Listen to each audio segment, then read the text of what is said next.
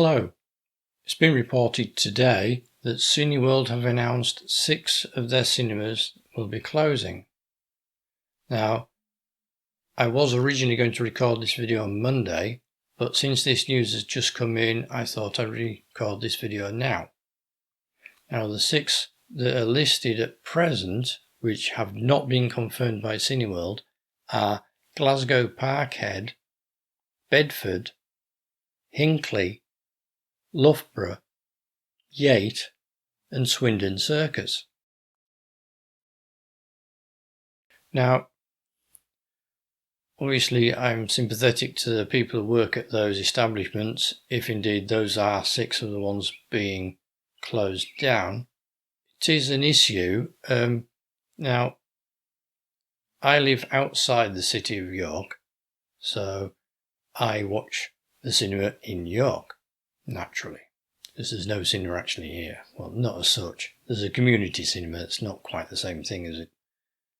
The problem with Cineworld in York is from here I'd have to get a bus into the city centre and then the bus out to Monk's Cross, which is where the Cineworld cinema is.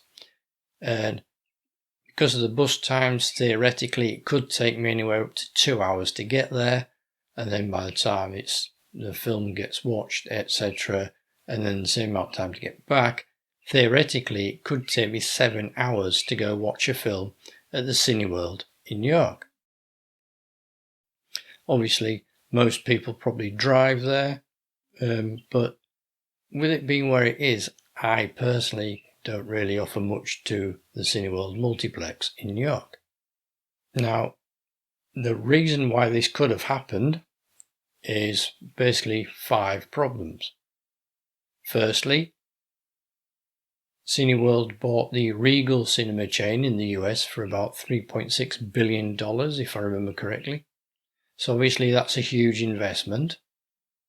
And then a few years later, of course, was problem number 2, the pandemic, in which the cinemas all shut down for several months. And then when they did reopen, they could only reopen allowing a certain number of cinema goers into the screens at a time. Then number 3 problem happened, in which there was the cost of living crisis here in the UK. So obviously people have less money, so they're not going to the cinema as often.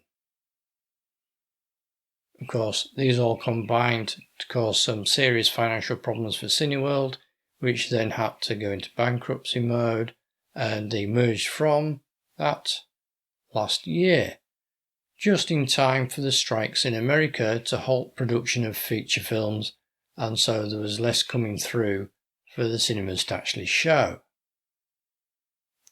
So all these 5 things together will have caused some serious problems. But that's not the end of it though. See, the reason why I was going to record this video on Monday was because last week I read a report saying that Cineworld might need to close some of their 100 cinemas in the UK that they operate under the Cineworld brand, and they couldn't need to close anywhere up to 25% of them. So the 6 listed may actually be joined by another 19. But Cineworld also operate the Picture House brand. We also have one of those in the city of York. That's one that I go to when I can. Usually I have another channel in which I review feature-length documentaries, NBR documentaries it is called, and whenever possible I see a feature-length documentary at the cinema, so it's a new one for me to review. Now, I try to see them at the city screen in York, but there's a limit on how many they show, so again, I watch what I can when I can. Obviously, I do have a limited budget, so I can't go to the cinema all the time. This is all adding up to a bit of a perfect storm as far as Cineworld goes, so we'll have to wait and see what happens, because obviously they have to eject some assets in order to make up for the shortfall of their income. And whether that means they're just going to close the theatres and open them later, or whether they're actually going to have to sell off the premises remains to be seen. But as I find out more, I will report on this channel.